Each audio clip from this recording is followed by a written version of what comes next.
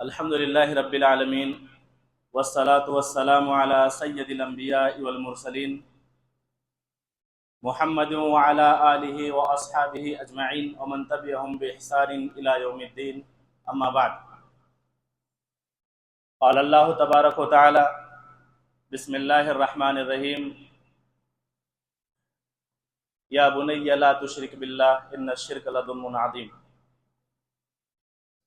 محترم سامعین، سب سے پہلے ہم اللہ رب العالمین کا شکر ادا کرتے ہیں کہ اللہ عز و جل نے اس بابرکت مہینے کے اندر ہمیں اور آپ کو اپنے گھر مسجد کے اندر جمع ہونے کی توفیق بخشی۔ اللہ رب العالمین سے دعا کرتے ہیں کہ اللہ ہمارے زبان سے جو نکلے سچ نکلے، حق نکلے، اور جو کچھ بھی نکلے اللہ سب سے پہلے مجھے، اس کے بعد ہم سب کو اس پر عمل کرنے کی توفیق عطا فرما۔ درود و سلام ہو اللہ کے تمام انبیاء اور رسول علیہ الصلاۃ والسلام کی ذات پر کہ جنہوں نے اپنے اپنے پیغام کو، جو اللہ رب العالمین نے جس منصب کو ان کو دیا تھا، اپنی اپنی امتوں تک بحسن خوبی پہنچایا۔ خصوصاً نبوت کی آخری کڑی تاجدار مدینہ احمد مجتبیٰ جناب محمد رسول اللہ صلی اللہ علیہ وسلم کے ذات اطہر پر ابتدائی گفتگو جو ہماری ہوگی وہ عقیدہ توحید پر ہوگی، جو آج کا سب سے بڑا فتنہ ہے مسلمان، جس میں سب سے زیادہ آج کوتاہ ہو گئے ہیں اور اس کی اہمیت کو انہوں نے ختم کر دیا ہے۔ اس کے بعد مسلمان توحید جیسی عظیم فتنے میں اپنے آپ کو انہوں نے مبتلا کر لیا ہے۔ آخر یہ سبب کیوں ہوا، کس وجہ سے مسلمان اس فتنے کا شکار ہوئے ہیں، اس پر بھی مختصر سے گفتگو ہوگی۔ اس کے بعد انشاءاللہ گفتگو کا جو آخری مرحلہ ہمارا ہوگا کہ آج پوری دنیا کے اندر جو ماحول گرمایا ہوا ہے، آج مسلمان کس حالت میں مبتلا ہو گئے ہیں، سچ اور جھوٹ کے اندر ان کو فرق نہیں ہے، رات اور دن کے اندر کی جو تفریق ہے اس کو انہوں نے بھلا دیا ہے، باطل کو سچ اور سچ کو باطل سمجھ لیا ہے، جھوٹے کو سچا اور سچے کو جھوٹا سمجھ لیا ہے، جو ہمارا دشمن ہے اس کو دوست بنا لیا ہے، اور جو ہمارے دوست ہیں ان کو ہم نے دشمن سمجھ لیا ہے۔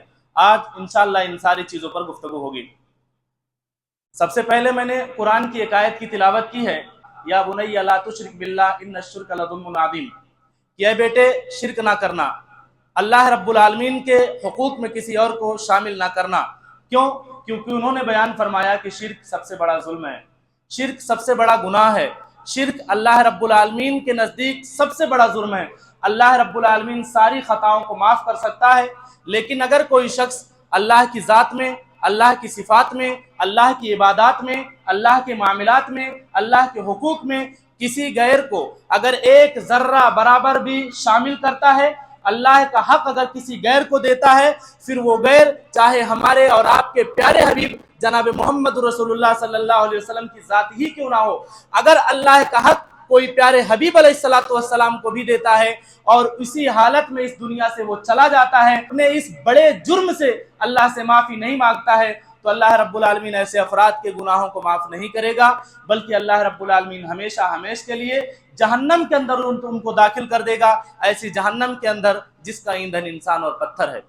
میرے بھائی اور دوستو، اللہ رب العالمین کتنا رحیم ہے، اللہ رب العالمین کتنا غفور ہے، اللہ رب العالمین اپنے بندوں سے کتنی محبت کرتا ہے، اللہ رب العالمین اپنے بندوں سے کتنا پیار کرتا ہے۔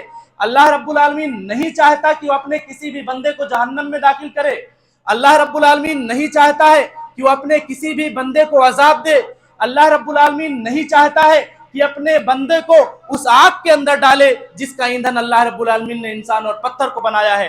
اسی لیے اللہ رب العالمین نے اس قرآن کو نازل کیا، اسی آگ سے بچانے کے لیے اللہ رب العالمین نے اس دنیا کے اندر لاکھوں پیغمبروں کو بھیجا، اسی آگ سے بچانے کے لیے اللہ رب العالمین نے حدیث کی شکل میں ہم کو مختلف کتابیں دی، اسی آگ سے اللہ رب العالمین نے بچانے کے لیے اپنے اتنے سارے پیغمبروں کو بھیجا جو اللہ کی توحید کو، اللہ کے دین کو، اللہ کے پیغام کو لے کر کے اس دنیا کے اندر آئے اور اپنی امتوں تک انہوں نے اس دین کو پہنچانے کی کوشش کی۔ اور اللہ رب العالمین نے اس کے بعد بھی لوگوں کو بار بار بہت سارے ایسے موقع عطا کرتا ہے جس میں چھوٹی سی کی ہوئی عبادت اللہ کے نزدیک بہت محبوب ہوتی ہے، چھوٹا سا کیا ہوا صدقہ اللہ کے نزدیک بہت محبوب ہوتا ہے، ایک سجدہ ہو سکتا ہے اللہ رب العالمین اسی سے راضی ہو کر کے اپنے بندے کو معاف کر کے جہنم سے نکال کر کے اس کو جنت میں داخل کر دے۔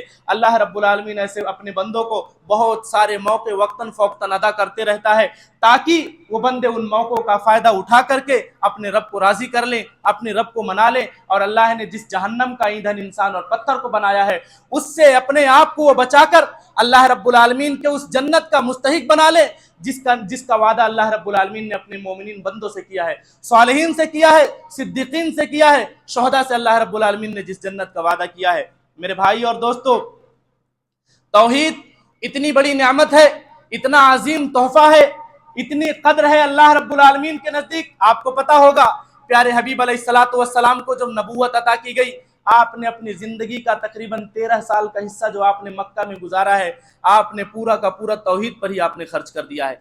आज अपनी मस्जिदों के अंदर भी, अहले हदीस मसाजिद के अंदर भी अगर तौहीद की बात की जाती है, शिर्क और कुफ्र के खिलाफ बोला जाता है, तो हमको ये महसूस होता है हम तो तौहीद वाले हैं, हम तो अपने आप को अहले हदीस कहते हैं, हम तो फलाने हैं, हम तो ढिमाके हैं, हमसे कहाँ कुफ्र हो सकता है, हमसे कहाँ शिर्क हो सकता है। आप कुरान को पढ़िए, कुरान को देखिए, अल्लाह रब्बुल आलमीन के अंबिया अलैहिस्सलातु वस्सलाम, चाहे वो हजरत इब्राहीम अलैहिस्सलातु वस्सलाम हो, चाहे वो हजरत याकूब अलैहिस्सलातु वस्सलाम हो, आप देखें हजरत याकूब अलैहिस्सलातु वस्सलाम की वफात का वक्त जब करीब आया, आपने अपने बच्चों को जब करीब में बिठाया तो उनको क्या वसीयत की थी कि मेरे बाद किस घर में रहोगे, मेरे बाद कौन सा कारोबार करोगे, मेरे बाद कौन सा कारोबार शुरू करोगे, मेरे बाद क्या तिजारत करोगे, दुनिया के अंदर कैसे रहोगे, नहीं पूछा था। उन्होंने पूछा मैं तो दुनिया से जा रहा हूं, मेरे बाद इबादत किसकी करोगे, मेरे बाद इबादत किसकी करोगे, बंदगी किसकी करोगे, परस्तिश किसकी करोगे, अपना रब किसको मानोगे, अपना माबूद किसको मानोगे। वक्त के नबी थे, वक्त के पैगंबर थे, अल्लाह के चहेते थे, अल्लाह के महबूब थे। जाहिर है उन्होंने भी अपने औलादों की तरबियत में कोई कोताही नहीं की होगी, कोई कमी नहीं की होगी। उसके बावजूद नबी हैं, फिर भी सबसे ज्यादा डर जिस बात का है, तौहीद का है। कहीं ऐसा ना हो मेरे जाने के बाद मेरी औलाद भटक जाए, मेरे इस दुनिया के जाने के बाद मेरी औलाद के दिलों के अंदर शैतान अपना कब्जा जमा ले। और जो मुखातिब थे वो भी मामूली लोग नहीं थे, जिनको मुखातब करके पूछा जा रहा था वो भी कोई आम इंसान नहीं थे। हजरत इब्राहीम अलैहिस्सलातु वस्सलाम को देख लीजिए, अल्लाह के सबसे महबूब पैगंबरों में से एक हैं, अल्लाह के खलील हैं, अल्लाह ने कितना अजीम मकाम उनको अता किया है। लेकिन अल्लाह रब्बुल आलमीन से जब दुआ कर रहे हैं अपनी औलाद के लिए, वो भी इस्माइल और इसहाक जैसी औलाद के लिए, तो दुआ कर रहे हैं अल्लाह रब्बुल आलमीन से कि मेरी औलाद कहीं बुतों की इबादत ना करने लगे, तेरे अलावा किसी और की बंदगी ना करने लगे। मेरे भाई और दोस्तों, तौहीद बहुत अजीम नेमत है, इसकी हिफाजत करना, इसको मरते दम तक इस पर बाकी रहना हर मुसलमान की जिम्मेदारी है। हर एक शख्स की जिम्मेदारी है कि वो इस दुनिया के अंदर अगर आया है तो वो तौहीद वाला बने, और तब तक तौहीद वाला बने जब तक उसके जिस्म से रूह निकल ना जाए। क्योंकि अगर मरने के कुछ पहले भी आपसे ये तौहीद की नेमत छीन ली गई, आपकी सारी इबादत रायगा हो जाएगी, सारी इबादत बर्बाद हो जाएगी, सारी नेकी आपके मुंह पर मार दी जाएगी। अल्लाह रब्बुल आलमीन ज़र्रात की शक्ल में बना करके उनको उड़ा देगा, उसकी कोई हैसियत और कोई अहमियत अल्लाह रब्बुल आलमीन की निगाह में बाकी नहीं रहेगी। इसलिए अगर तौहीद जैसी नेमत हमको मिली है, उसकी हिफाजत करना और उसी पर मरना हम सब की जिम्मेदारी है। अल्लाह के नबी जनाब मोहम्मद रसूलुल्लाह सल्लल्लाहु अलैहि वसल्लम अपने सहाबा में जो छोटे लोग भी हुआ करते थे उनको तौहीद की तालीम दिया करते थे। एक बड़ी मशहूर है, आप सबको वो हदीस याद होगी, अल्लाह के नबी अलैहिस्सलातु वस्सलाम ने बयान फरमाया, या गुलाम इन्नी उअल्लिमुका कलिमातिन इहफदिल्लाह यहफदका इहफदिल्लाह तजिदहु तुजाहका इदा सअलता फसअलिल्लाह व इदा इस्तअनता फस्तईन बिल्लाह वअलम अन्नल उम्मता लव इज्तमअत अला अन यनफउका बिशैइन लम यनफउका इल्ला बिशैइन क़द कतबल्लाहु लक।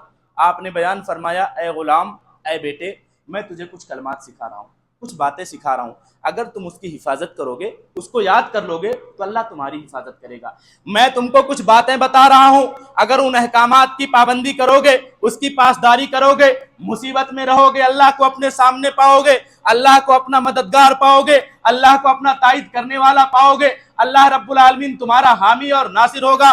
क्या कहा जब मुसीबत में फंसो या कोई भी मसला हो जाए, कुछ भी तुमको मांगना हो, सवाल करना हो, कोई चीज तलब करनी हो, अल्लाह रब्बुल आलमीन से मांगो, अल्लाह से फरियाद करो, अल्लाह से गिरिया वजारी करो, अपने हाथों को उठाओ अपने रब के सामने, अपने दामन को फैलाना हो तो अपने रब के सामने, रोना हो तो अपने रब के सामने, अपनी हाजत को लेकर के शिकवा करना हो तो अपने रब के सामने। कोई मुसीबत तुम्हारे सर पर आन पड़ी है, तुम परेशान हो, उस मुसीबत से छुटकारा चाहते हो, अपने रब के सामने अपनी मुसीबत का जिक्र करो। दुनिया के अंदर तुम्हें कुछ ख्वाहिश है, कुछ तुमको चाहिए, अपने रब के सामने फरियाद करो, अपने रब से मांगो, अपने रब के सामने गिरिया वजारी करो। क्यों? क्योंकि आपने बयान फरमाया कि अगर पूरी की पूरी दुनिया, पूरी की पूरी इंसानियत, इंसान और जिन्नात सब मिल करके भी अगर तुमको कोई फायदा पहुंचाना चाहे, तुमको कोई नफा पहुंचाना चाहे, तुमको कुछ देना चाहे, अगर अल्लाह ने तुम्हारे मुकद्दर में वो नेमत नहीं लिखी है तो पूरी दुनिया, पूरी कायनात की मखलूकात मिलकर तुम्हारी मदद करके क्यों ना जाए,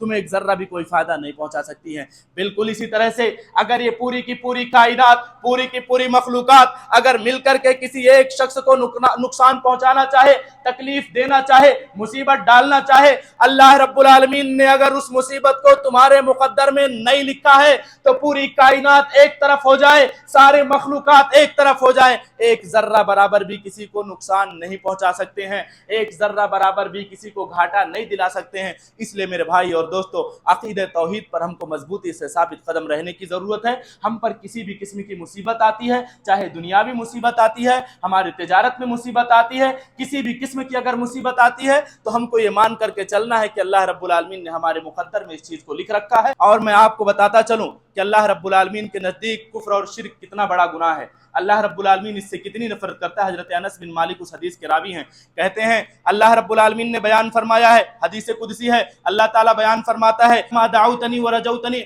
गफरतु लक अला मा कान फीका वला उबाली या इब्न आदम लौ बलगत दुनूबका अनानस समा सुम्मा इस्तगफरतनी गफरतु लक वला उबाली या इब्न आदम लौ अतैतनी बिकुराबिल अर्दि खताया सुम्मा लकीतनी ला तुशरिक बी शैया ला अतैतुका बिकुराबिहा मगफिरा। अल्लाहु अकबर। अगर हमने इस हदीस को समझ लिया, अल्लाह के इस फरमान को समझ लिया, तो मेरे भाई और दोस्तों, इतना कबीह और इतना घिनौना और इतना घटिया जुर्म है ये अल्लाह रब्बुल आलमीन के हुकूक में किसी और को शरीक करना। हमारा अकल, हमारी दिमाग कभी इस बारे में सोच भी नहीं सकती है। अनस बिन मालिक रावी हैं, कहते हैं अल्लाह के हबीब अलैहिस्सलातु वस्सलाम ने बयान फरमाया, अल्लाह ताला बयान फरमाता है, ऐ आदम की औलाद, ऐ आदम के बेटे, जब तक तू अपनी उम्मीदें मुझसे वाबिस्ता रखेगा, जब तक तू मुझसे लौ लगाएगा, जब तक तू मुझसे मांगता रहेगा, जब तक तू मुझसे फरियाद करता रहेगा, तूने कोई भी गुनाह किया हो तो मुझसे मांग करके तो देख, मैं तेरी सारी खताओं को माफ कर दूंगा, तुझे बख्श दूंगा, मुझे कोई हर्ज नहीं है, कोई मलाल नहीं है।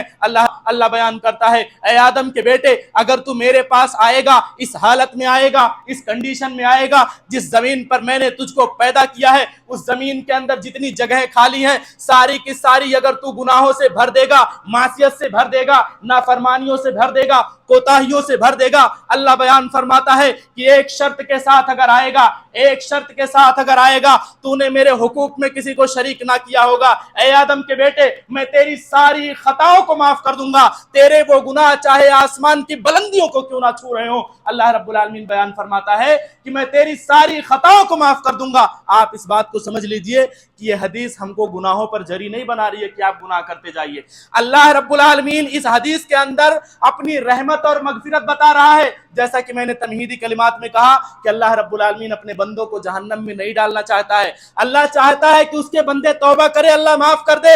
अल्लाह चाहता है कि उसके बंदे इबादत करे, अल्लाह माफ कर दे।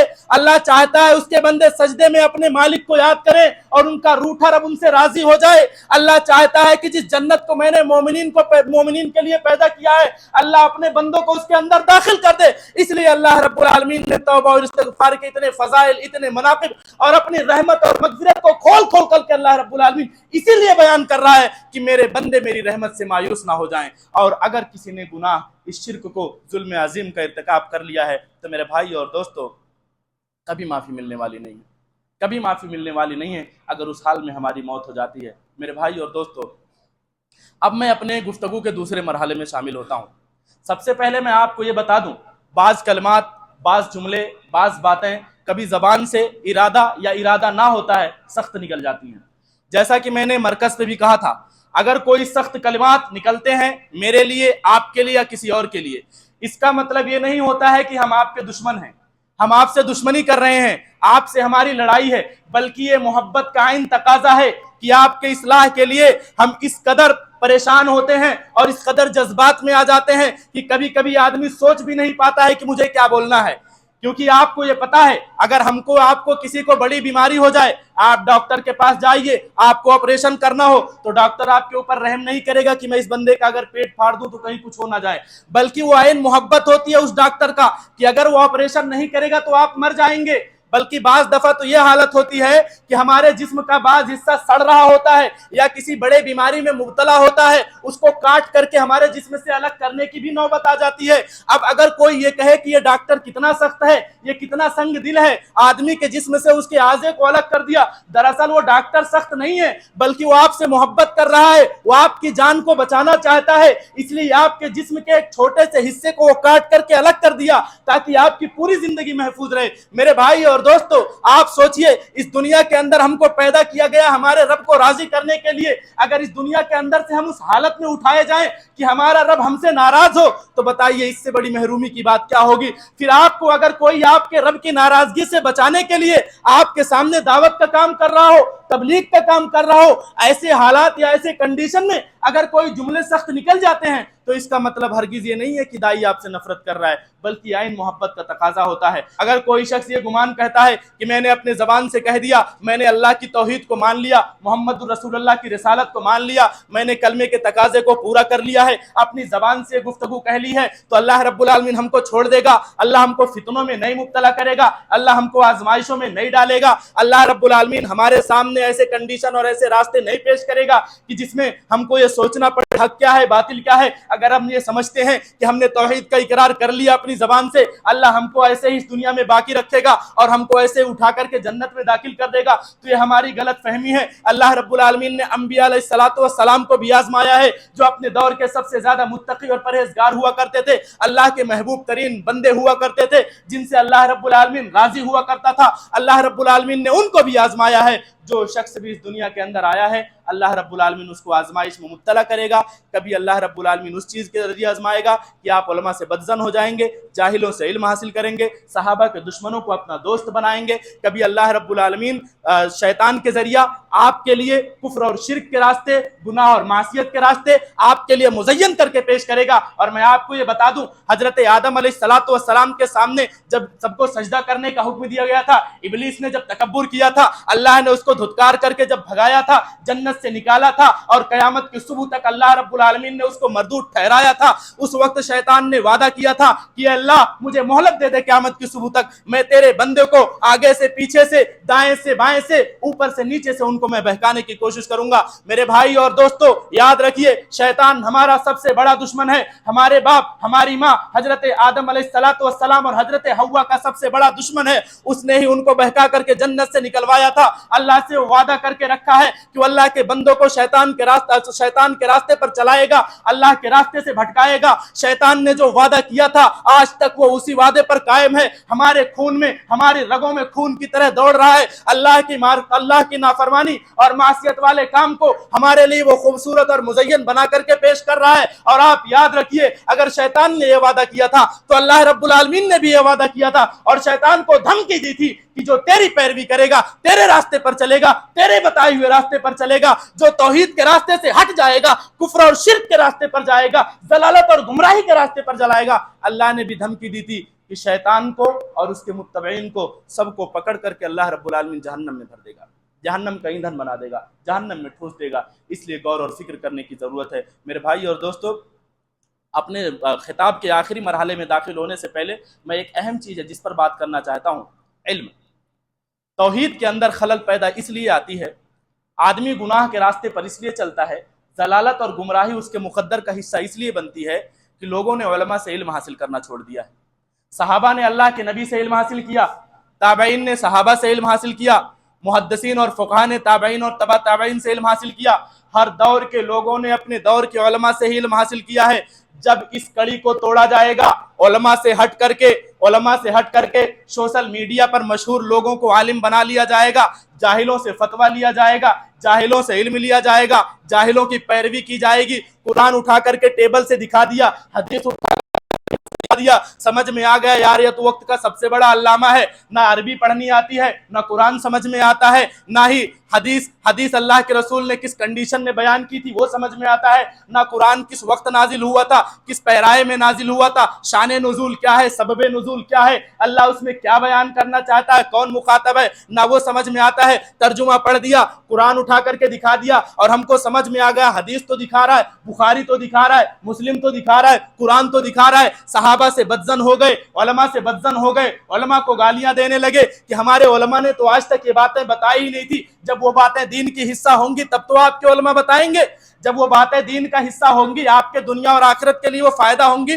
تب تو آپ کے علماء بتائیں گے۔ آپ کے علماء نے ان باتوں کو آپ سے اس لیے چھپایا کہ آپ اس سے فتنے میں مبتلا ہو جائیں گے۔ صحابہ کے دل میں آپ کے لیے نفرت پیدا ہوگی جس سے آپ کی دنیا بھی خراب ہوگی، آپ کی آخرت بھی خراب ہوگی۔ اللہ رب العالمین نے جن صحابہ سے محبت کا اعلان کیا، جس صحابہ سے رضامندی کا اعلان کیا، جس صحابہ سے مغفرت کا اعلان کیا، جس صحابہ کے لیے کہا میں ان سے راضی ہوں، یہ مجھ سے راضی ہیں، اللہ نے عام معافی کا اعلان کیا، ان صحابہ کے سلسلے میں آج 1450 سال بعد 1500 سال بعد کوئی پیدا ہوتا ہے اور ان صحابہ کے لیے ہمارے دلوں میں نفرت پیدا کرتا ہے اور ہم اس کو اپنا قائد اور اپنا رہبر اور اپنا پیشوا اور اپنا عالم سمجھ بیٹھتے ہیں اور ہم سمجھتے ہیں کہ ہم نے ایسی چیز حاصل کر لیا جو ہم سے پہلے کسی کو حاصل نہیں تھی۔ میرے بھائیو، ابن سیرین رحمہ اللہ بیان فرماتے ہیں ان ھذا العلم دین فانظروا عمن تاخذ دینکم۔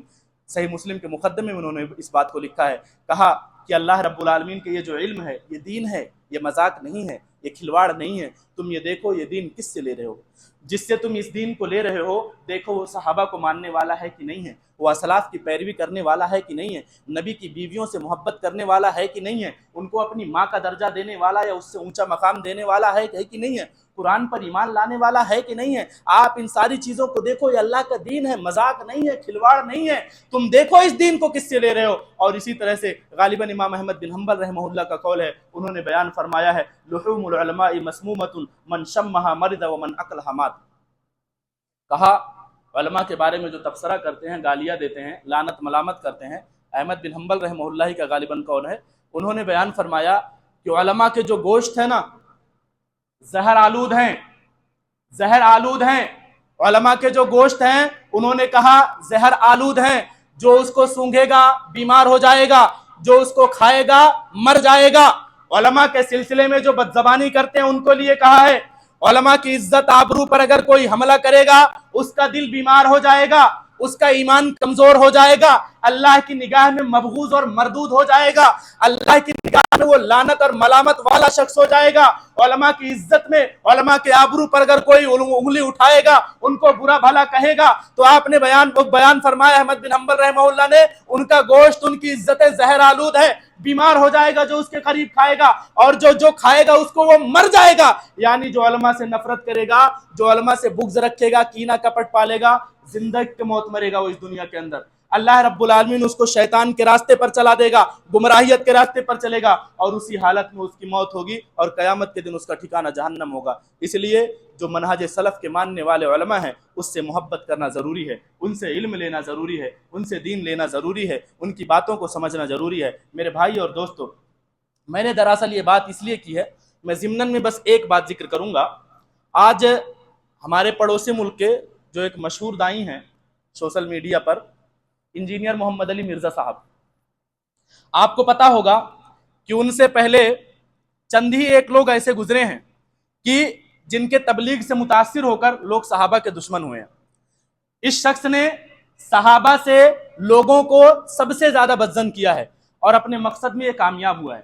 حدیث کا غلط مفہوم بیان کرنا یا آدھی حدیث مفہوم بیان کرنا، اس کی صرف ایک مثال میں آپ کے سامنے پیش کروں گا جو سب سے زیادہ مشہور ہے، حضرت عمار بن یاسر رضی اللہ تعالیٰ عنہ کا معاملہ، صحیح بخاری کے اندر جو موجود ہے۔ صحیح بخاری کی اینٹ لے کر کے جا رہے تھے، آپ کو پتا ہوگا کہ تم کو ایک باغی گروہ قتل کرے گا۔ اس حدیث کو جو صحیح بخاری کے اندر موجود ہے، اور 2812، میں بار بار نمبر بھول جاتا ہوں جبکہ یہ نمبر بہت مشہور ہے، 2812 نمبر کی حدیث ہے، اور کہتے ہیں اسی بات کو لے کر کے کہ کس کو دکھاؤ یہ پوچھو، گویا کہ وہ آئٹم بم کی طرح سمجھ رہے ہیں کہ جس کو دکھا کو حیران ہو جائے گا۔ اس سے یہ بیان کرنا چاہتے ہیں حضرت سیدنا معاویہ رضی اللہ تعالیٰ عنہ کے گروہ کو وہ باغی بیان کرنا چاہتے ہیں کہ دیکھو اللہ کے حبیب علیہ السلام نے پیشین گوئی کی تھی۔ اسی حدیث کو جب آپ مستدرک الحاکم کے اندر دیکھیں گے جو صحیحین کے شرط پر لکھی گئی ہے۔ صحیحین کے شرط کا مطلب یہ ہے کہ امام بخاری اور امام مسلم رحمہ اللہ نے حدیث کو صحیح اور ضعیف کہنے کے جو شروط قائم کیے ہیں کہ یہ چیز جس کے اندر پائی جائے گی وہ حدیث ہمارے نزدیک صحیح ہوگی، اور جس کے اندر یہ چیز پائی جائے گی وہ حدیث صحیح نہیں ہوگی۔ اسی شرطوں کو بنیاد بنا کر کے کچھ حدیثیں جو چھوٹ گئی تھی مستدرک للحاکم کے اندر اس حدیث کو جمع کیا گیا ہے۔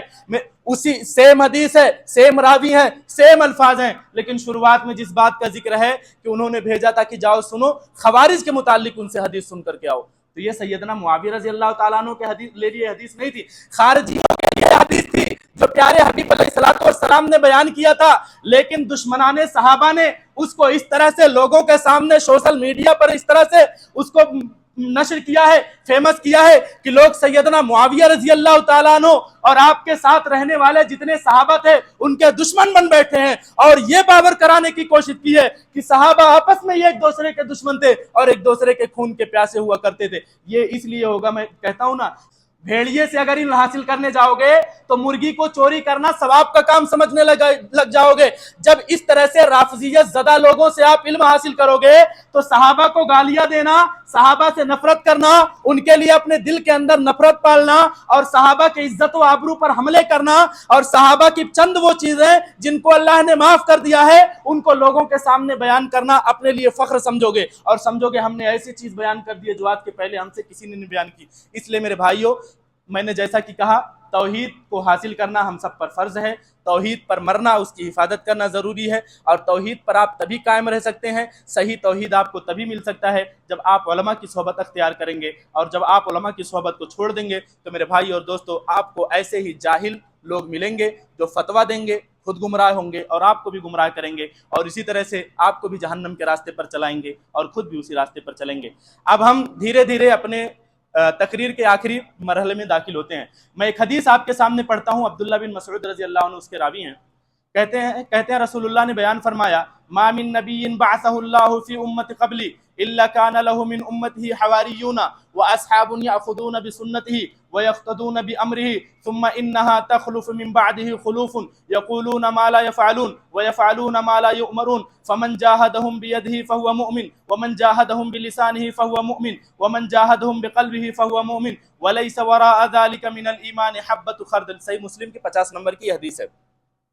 عبداللہ ابن مسعود رضی اللہ عنہ بیان فرماتے ہیں کہ اللہ کے حبیب علیہ الصلوۃ والسلام نے بیان فرمایا کہ مجھ سے پہلے بھی جتنے بھی انبیاء کو اللہ رب العالمین نے اس دنیا کے اندر بھیجا تھا، ہر کسی کے صحابی تھے، حواری تھے، دوست تھے، محبت کرنے والے تھے، ان کی سنتوں پر عمل کرنے والے تھے، ان کی اقتداء کرنے والے تھے، ان کی پیروی کرنے والے تھے، ان کے نقش قدم پر چلنے والے تھے، ان کی سنتوں کے لیے اپنے جان تک کو قربان کرنے والے لوگ تھے۔ جب وہ صحابہ ختم ہو گئے، وہ حواری ختم ہو گئے، تو اس کے بعد وہ لوگ آتے ہیں جو ناخلف ہوتے ہیں، نااہل ہوتے ہیں، بد اخلاق ہوتے ہیں، اور سنتوں کو توڑ مڑوڑ کر کے پیش کرنے والے ہوتے ہیں۔ بیان کرتے ہیں کہ جب یہ لوگ آتے ہیں تو ان کا کام کیا ہوتا ہے معلوم ہے آپ کو؟ جو سب سے بڑا عیب اللہ کے حبیب علیہ الصلوۃ والسلام نے بیان فرمایا کہ وہ ایسا کام کرتے ہیں جن کا انہیں حکم ہی، اور اس بات کی تبلیغ کرتے ہیں جس پر وہ خود عمل نہیں کرتے ہیں۔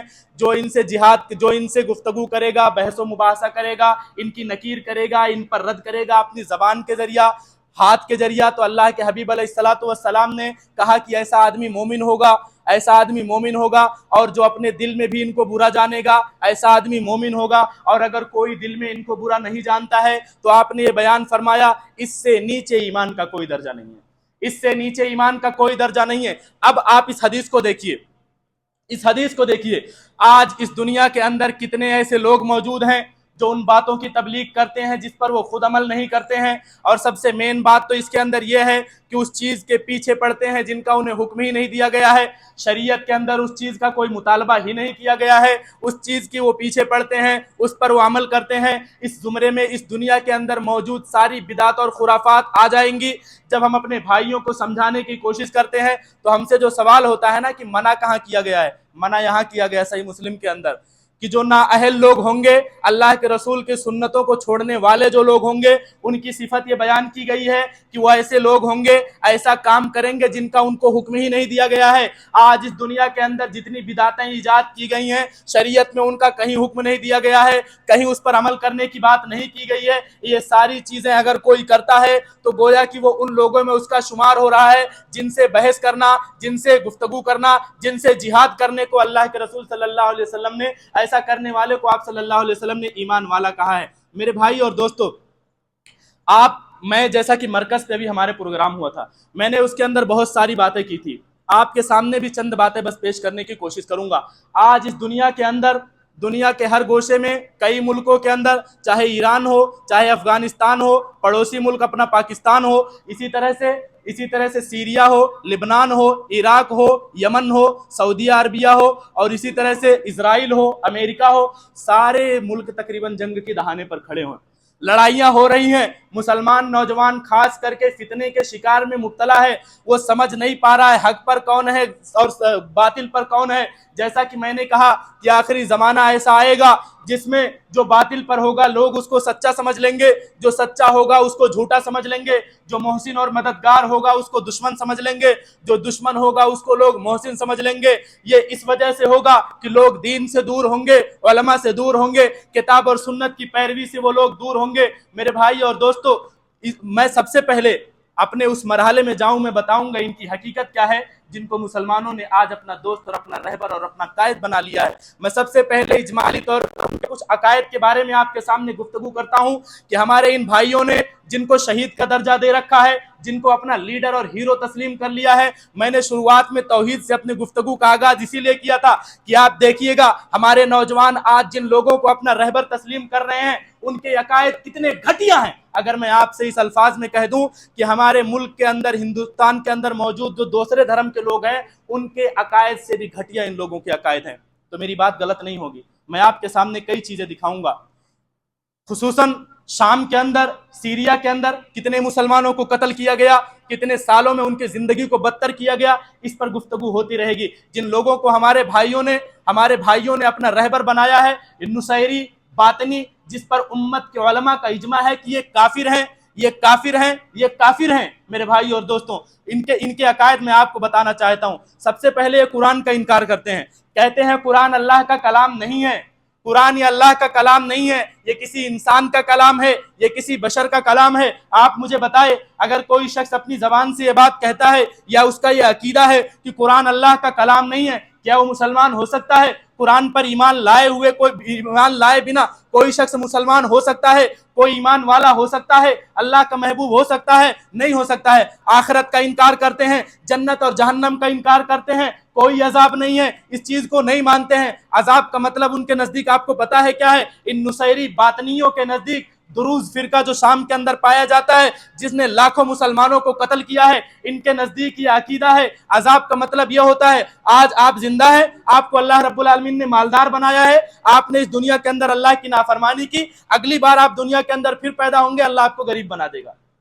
یہ ہے عذاب کا مطلب۔ کیا شریعت نے یہی بتایا ہے؟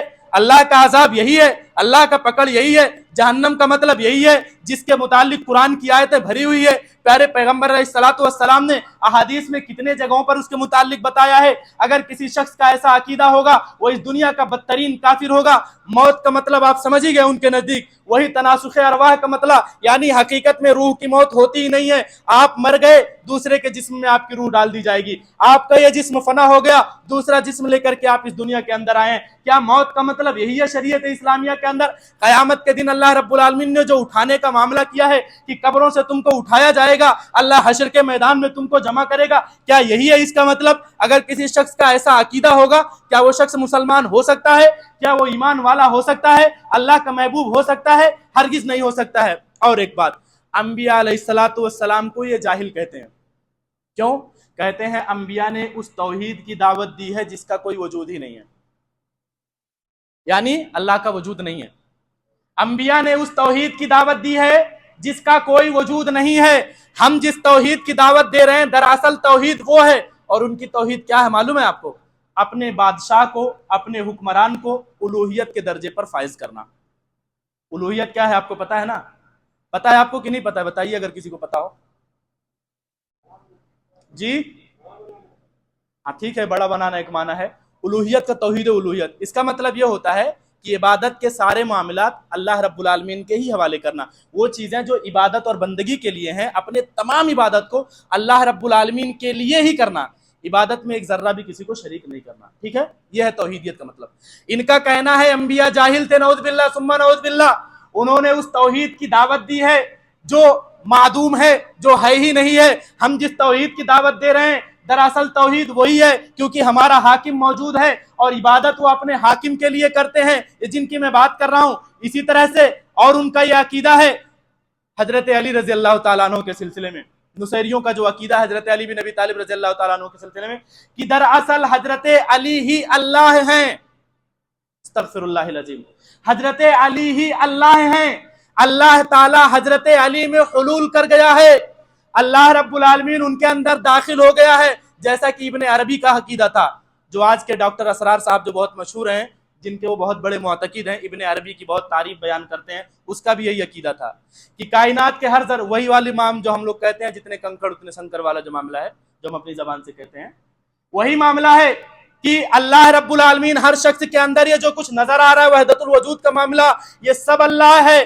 اللہ رب العالمین یہ جو گھر ہے، میں ہوں، آپ ہوں. اور اسی طرح سے ایک قول بھی پیش کرتے ہیں کوئی جنید نام کا کہ ما فی جبتی الا اللہ، میرے اس لباس میں نہیں ہے کوئی مگر اللہ. کیا اس سے بڑا شرک اس دنیا کے اندر ہو سکتا ہے؟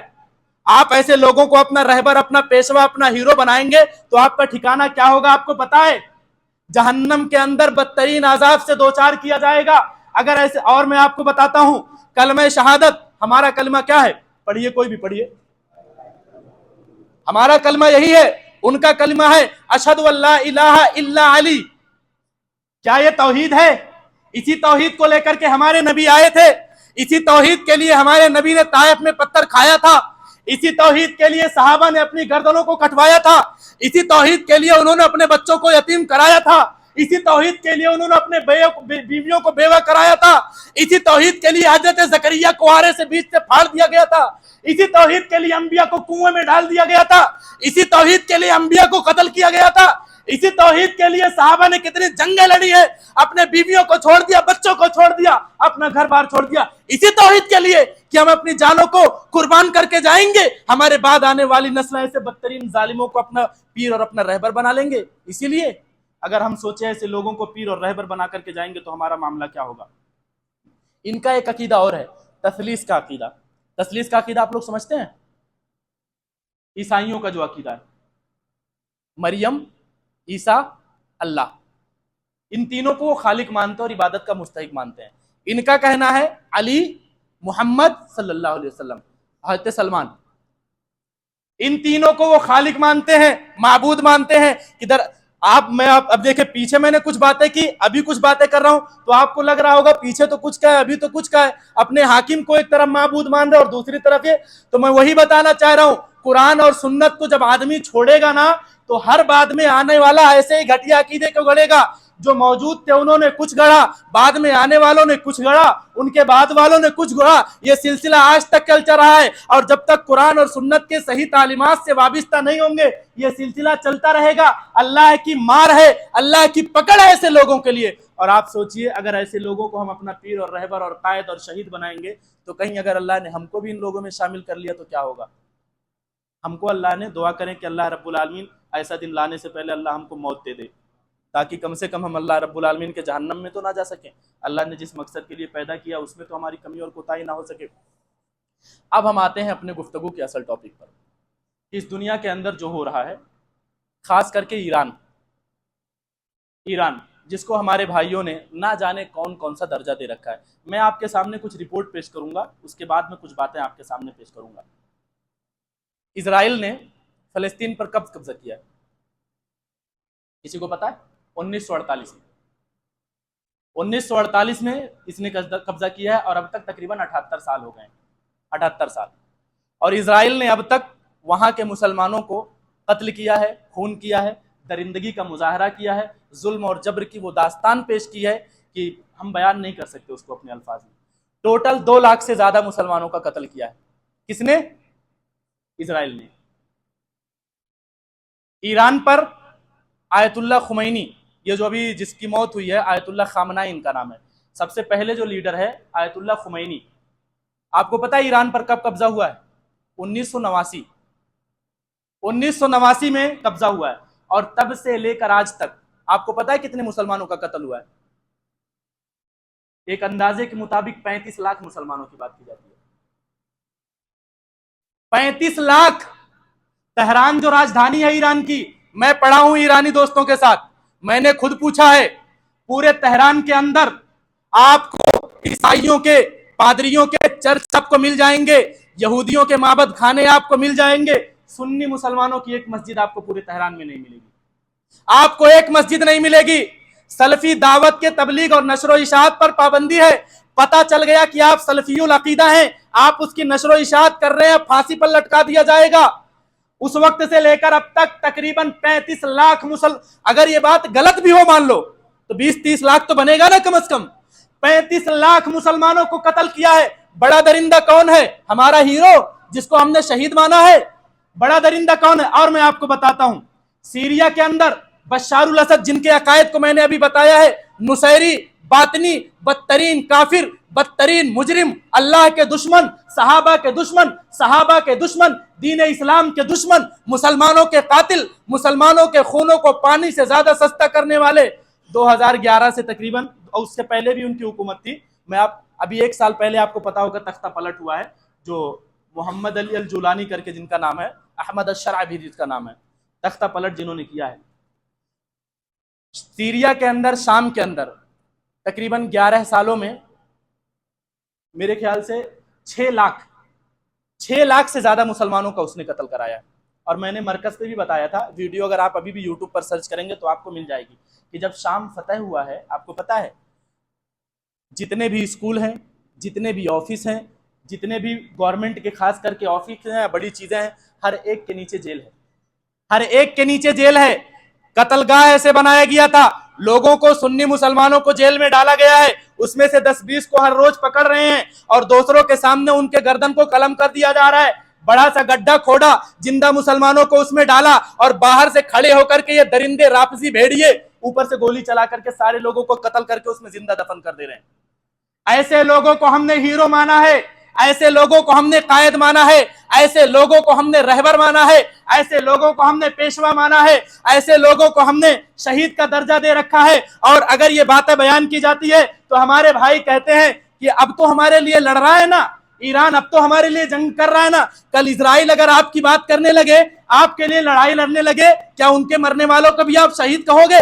ان کی بھی تعریف کرو گے؟ ان کی بھی حمایت کرو گے؟ اگر نہیں کرو گے، اور جب ہم یہ باتیں کہتے ہیں تو ہمارے بہت سارے جان پہچان کے کچھ پرسنل لوگ بھی آج کل دشمن بن گئے ہیں. جب سے مرکز میں میری تقریر ہوئی ہے، گالیاں مل رہی ہیں، تانے مل رہی ہیں، حتیٰ کہ کسی ایک نے تو یہ بھی کہا کہ تم کو بولی نہیں گولی کی ضرورت ہے.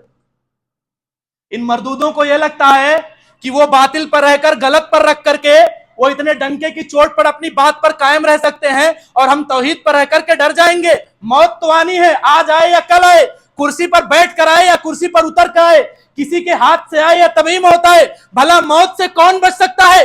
اس سے بڑی سعادت مندی کی بات کیا ہوگی کہ محمد الرسول اللہ صلی اللہ علیہ وسلم کے جماعت کی دفاع کرنے کے چکر میں آپ کو مارا جائے. اس سے بڑی سعادت کی بات کیا ہوگی کہ ام المومنین عائشہ صدیقہ رضی اللہ تعالیٰ عنہ کی ناموس، آپ کی عزت، آپ کی عصمت، آپ کی عفت کی دفاع کرنے میں آپ کو قتل کیا جائے. اس سے بڑی سعادت کی بات کیا ہوگی کہ اللہ کے توحید کا آپ پرچار کر رہے ہیں اور اس چکر میں آپ کو مارا جائے گا. موت تو آنی ہی ہے، ابھی آ جائے، کل آ جائے، بعد میں آ جائے، جب لکھا ہے تب آئے گا.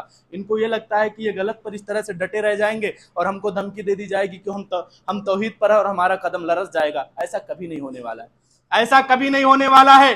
جب تک اس روئے زمین پر توحید کا ماننے والا ایک بندہ بھی زندہ رہے گا، محمد عربی صلی اللہ علیہ وسلم کی صحیح سنت کو ماننے والا ایک بندہ بھی اس روئے زمین پر رہے گا، ان باطل مذاہب کی تردید چلتی رہے گی، ان کے کفریہ عقائد کو بتایا جائے گا، امہات المومنین کی عزت اور ناموس کا دفاع کیا جائے گا، صحابہ کے دشمنوں کو اپنا دشمن مانا جائے گا، توحید کے دشمنوں سے دشمنی کی جائے گی. جب تک ہمارے جسموں میں جان ہے، جب تک ہمارے بازوؤں میں طاقت ہے، ہم اللہ کے اس توحید کو لے کر کے، اللہ رب العالمین کے اس دین کو لے کر کے دنیا کے اندر چلتے رہیں گے، دنیا کے اندر پرچار کرتے رہیں گے۔ میرے بھائی اور دوستو، ضرورت اس بات کی ہے کہ آپ اس بات کو سمجھیں، آپ اس بات کو سمجھیں۔ آپ آزمائش کے اس دور میں ہیں جس وقت فتنے بہت عام ہیں۔ آپ سوشل میڈیا کے بہکاوے میں آ کر کے کوئی آپ کی تعریف کر دے رہا ہے، آپ کے متعلق کہہ دے رہا ہے کہ میں تمہارے لیے لڑائی کر رہا ہوں، میں یہ کر رہا ہوں، وہ کر رہا ہوں۔ آپ اپنا رہبر اور ہیرو نہ بنا لیں، کہیں ایسا نہ ہو کہ آپ سوچیں کتنی بڑی بات ہے ایسے اتنے گھٹیا عقیدہ رکھنے والے شخصوں کو اگر گرچہ کوئی سی دشمن کے ہاتھ ہی مارا جائے، کیا وہ شہید ہو سکتا ہے؟ ہم اس کے ایمان تو چھوڑیے، میں تو انسان بھی ماننے کے لیے تیار نہیں ہوں، میں تو انسان بھی ماننے کے لیے تیار نہیں ہوں۔ ایمان تو بہت بات کی بات ہے اور یہ بہت بڑی چیز ہے۔ میں انسان ماننے کے لیے تیار نہیں ہوں جو میرے نبی کی بیوی کو گالی دے گا، جو میرے نبی کی اس بیوی پر عزت و آبرو پر حملہ کرے گا، جس کا یہ عقیدہ ہوگا جب مہدی آئیں گے تو سیدہ عائشہ مطہرہ صدیقہ، میں اپنے زبان سے کیسے اس الفاظ کو نکالوں، میں اپنے زبان سے کیسے اس الفاظ کو نکالوں کہ ہم زندہ ہیں اور ایسے لوگ آج اس دنیا کے اندر موجود ہیں جو ہمارے نبی کی بیویوں کو گالی دے رہے ہیں کہ جب مہدی آئیں گے عائشہ کو، اللہ مجھے معاف کرنا، مجھے الفاظ دہرانے پڑ رہے ہیں، اللہ مجھے معاف کرنا، ان کا یہ گھٹیا عقیدہ ہے مسلمانوں، جن کو تم لوگوں نے اپنا رہبر اور شہید تسلیم کیا ہے کہ مہدی جب آئیں گے سیدہ عائشہ کو قبر سے نکال کر کے ان پر زنا کے حد لگائے جائیں گے۔ سوچو مسلمانوں، سوچو، اللہ سے دشمنی مول لے رہے ہو، محمد الرسول اللہ سے جنگ کا اعلان کر رہے ہو، ایسے لوگوں کو جو ابو بکر، ابو عمر فاروق کا نام اپنے باتھ روم کے ٹائلسوں پر لکھتے ہیں، جو اپنی نمازوں پر سیدہ عائشہ جانے کی بد دعائیں کرتے ہیں، جن کا یہ عقیدہ ہے ابو بکر عمر کی تکفیر کرتے ہیں، جن کا یہ گھٹیا عقیدہ ہے کہ ہم اس خدا کو نہیں مانتے جس نے معاویہ اور عثمان جیسے لوگوں کو خلافت دی ہے، اعوذ باللہ، اللہ مجھے معاف کرنا، جن کا یہ عقیدہ ہے کہ ہماری اور آپ کی ماں عائشہ صدیقہ مطہرہ، اللہ مجھے معاف کرنا، جن کا یہ عقیدہ ہے کہ عثمان اور عائشہ کتے اور خنزیر سے بھی بدتر ہیں، ہم ان کے لیے اگر چند کلمات برے کہہ دیتے ہیں تو برا لگ جاتا ہے۔ سوچو، آدمی جذبات میں ہو جاتا ہے، کون سا منہ لے کر کے اپنے رب کے پاس جاؤ گے؟ خدا را اس سے پہلے کہ موت آ جائے توبہ کرو۔ ہماری اور آپ کی ماں کو اگر کوئی مسجد کے باہر ہم اتنے ہی لوگ بیٹھے ہیں کوئی گالی دے دے، ہماری ماں کو، ہماری بیوی کو، ہماری بیٹی کو، وہ کچھ اچھا کام بھی کر دے ہمارے لیے، بعد میں تعریف کرو گے؟ میں اگر ابھی بیٹھ کر کے کسی کی طرف اشارہ کر کے کسی کی ماں کو گالی دے دوں، آپ بولو گے کہ ابھی مسجد سے نکل تب بتاتا ہوں؟ یہی منہ توڑ دے وہ، یہی سوچو گے یہی مار کے گرا دو۔ اپنی ماں کے لیے، اپنی بیوی کے لیے، اپنی بہن کے لیے اتنی غیرت، میری نبی کی بیوی کے لیے کوئی غیرت نہیں، جس کو اللہ نے مومنوں کی ماں کہا ہے اس کے لیے کوئی غیرت نہیں، ان کو گالی دیا جا رہا ہے اور جب رد کیا جا رہا ہے تو بہت سارے لوگ، میں پرسنل ہے میرے بہت سارے لوگ بولے تم شیعہ سنی کر رہے ہو، آپ کی ماں کو گالی دیا جائے تو برا ہے، میری ماں مومنوں کی ماں کو گالی دیا جائے اور ہم ان ظالموں کے چہرے سے جب ہم نقاب اٹھائیں کہ دراصل یہود و نصارہ سے بڑے دشمن تمہارے یہ ہیں، تو ہم کو کہو کہ تم تفرقہ بازی کر رہے ہو، یہ فرقہ واریت ہے، اگر یہ فرقہ واریت ہے، یہ نفرت پھیلانا ہے تو میں نفرتی ہوں، اگر یہ نفرت پھیلانا ہے تو میں نفرتی ہوں، میں نفرتی ہوں، میں نفرتی ہوں۔ میرے بھائی اور دوستو، وقت بھی ختم ہو گیا ہے جو مجھے وقت دیا گیا تھا، بس کچھ باتیں آپ کے سامنے گفتگو کر کے میں اپنی بات کو ختم کر دوں گا۔ دراصل جب کسی ملک کی تعریف کی جاتی ہے تو اس کے بالمقابل خصوصاً سعودی عربیہ کو بہت لان تان کیا جاتا ہے، گالیاں دی جاتی ہے، یہود و نصارہ کا ایجنٹ، یہود و نصارہ کا پالتو کتا، اور نہ جانے کیا کیا کہا جاتا ہے۔ ایک بات آپ جان لیجیے، اللہ کے حبیب علیہ الصلوۃ والسلام کے دور میں کیا گناہ نہیں تھا؟ وہ دور بھی آپ چھوڑ دیجیے، میں آپ کے گھر کی بھی بات نہیں کرتا ہوں، اس مسجد میں جتنے لوگ بیٹھے ہیں کوئی ایک آدمی ہاتھ ایسا اٹھا کر کے بول سکتا ہے کہ میں کوئی حرام کام نہیں کرتا ہوں، مجھ سے گناہ نہیں ہوتا ہے؟ کوئی بھی بول سکتا ہے اس مسجد میں؟ کوئی نہیں بول سکتا ہے، کوئی نہیں بول سکتا ہے۔ ہر انسان غلطی اور خطا کا پتلا ہے، غلطی ہر کسی سے ہوتی ہے۔ کیا ہم سے جب حرام کام ہو جاتا ہے تو ہم اپنے آپ کو کہتے ہیں کہ ہم یہود و نصارہ کے ایجنٹ اور ان کے پالتو ہیں؟ ہم گھر چھوڑ دیجئے، آپ کا ہمارا گھر کیسا ہے، اس میں اسلامی ماحول ہے یا نہیں ہے؟ آپ اپنے نفس کے مکمل مالک ہو کہ نہیں ہو؟ آپ گناہ نہیں کرتے ہو؟ آپ بھی گناہ کرتے ہو۔ جب آپ اپنے نفس کو مکمل طور پر نہیں بچا سکتے تو کسی اور سے آپ کیسے توقع کر سکتے ہو کہ وہ پورا ملک گناہوں سے پاک کر دے؟ पूरा मुल्क को गुनाहों से पाक कर दे, कैसे तवक्को कर सकते हो? और उन्हीं चंद गुनाह, जो गुनाह है वो गुनाह है, जो हराम है वो हराम है, गुनाहों का कोई दिफा नहीं, गुनाहों पर कोई कंप्रोमाइज नहीं, चाहे मैं करूं या आप, हमारा पसंदीदा मुल्क करे या हमारा बाप, कोई भी करे, गुनाहों से कोई कंप्रोमाइज नहीं। जो गुनाह है वो गुनाह है, लेकिन जो सच्चाई है और जो हकीकत है वो हकीकत है। आप इस बात को जान लीजिए, सऊदी अरबिया को सबसे बड़ा दुश्मन सिर्फ और सिर्फ इसलिए बनाया जाता है, जैसा कि हम अहले हदीसों को सबसे बड़ा नफरती इसलिए बनाया जाता है, हम तौहीद वाले हैं, वहाँ तौहीद है इसलिए सबसे बड़ा दुश्मन बनाया जाता है। और रही बात इस्लाम की मदद और तायद की, मैं आपको चंद मिसालें ऐसे पेश करके अपनी बात खत्म कर दूंगा। समझ लिए, अवामी गुफ्तगू है, समझने और समझाने के लिए, तकरीर ना समझे इसको। सऊदी अरबिया के अंदर 20 से ज़्यादा यूनिवर्सिटियाँ हैं, इस्लामिक तालीमात जिसमें होती हैं, जिसमें से एक जो सबसे मशहूर यूनिवर्सिटी है जामिया इस्लामिया मदीना मुनव्वरा, जिसमें मैं पढ़ के आया हूँ, उसमें एक अंदाजे के मुताबिक तकरीबन 18,000 बच्चे पढ़ रहे हैं। आप थोड़ा सा चले कम कर लीजिए, मैं कह देता हूँ चले 15,000 कर लेते हैं, 16,000 कर लेते हैं, कैलकुलेटर निकालिए, निकालिए, कोई हिसाब जोड़े, निकालिए, निकाल लिए।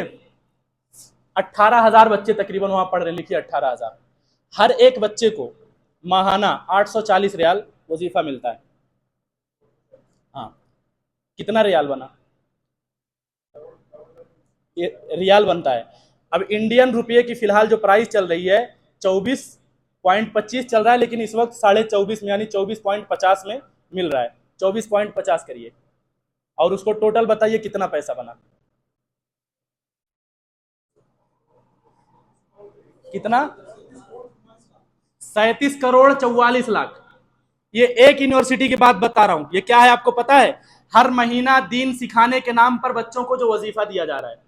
और मैंने कहा 20 से ज्यादा यूनिवर्सिटियां हैं, और जिस यूनिवर्सिटी की मैं मिसाल दे रहा हूं इसमें सबसे कम बच्चे हैं। वजह यह है कि इसमें बाहर के बच्चे ज्यादा है, तकरीबन 155 मुल्क से ज्यादा के बच्चे उसमें पढ़ रहे हैं। 37 करोड़ 44 लाख रुपए एक महीने का वजीफा है सिर्फ बच्चों का। फिर रहने के लिए जो बिल्डिंग है, लाइट है, पानी है, पढ़ाई के लिए जो दुनिया के सबसे बेहतरीन टीचर हैं, फिर उन टीचरों की जो सैलरी है वो अलग है। उसके बाद आप एक हिसाब और जोड़िए, अगर आप 90% के ऊपर लाते हैं मतलब एग्जाम में, तो हर साल में 1,000 रियाल हर बच्चे को दिया जाता है।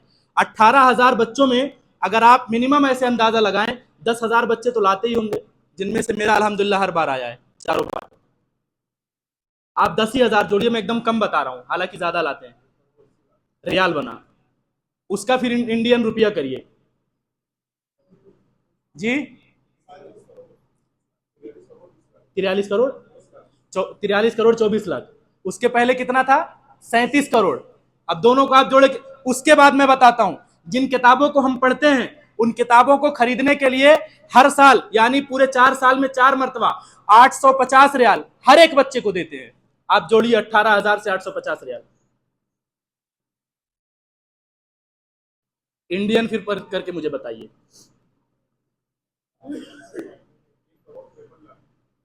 एक करोड़ ने ज्यादा होगा, रियाल बनाना। हाँ हाँ, 37 करोड़।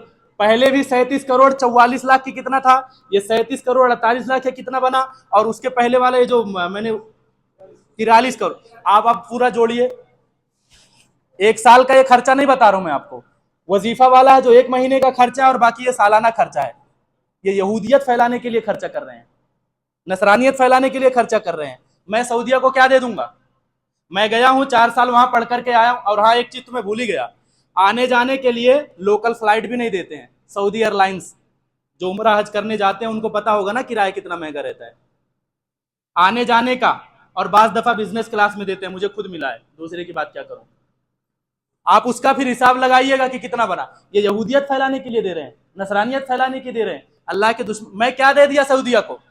मैं गया वहां पढ़ करके आया, मैंने सऊदिया छोड़ दिया। यही मकसद है ना कि भाई हमारे यहाँ आओ, पढ़ो, पढ़ करके जाओ, अल्लाह के दीन को, रसूलुल्लाह के अहादीस का प्रचार करो।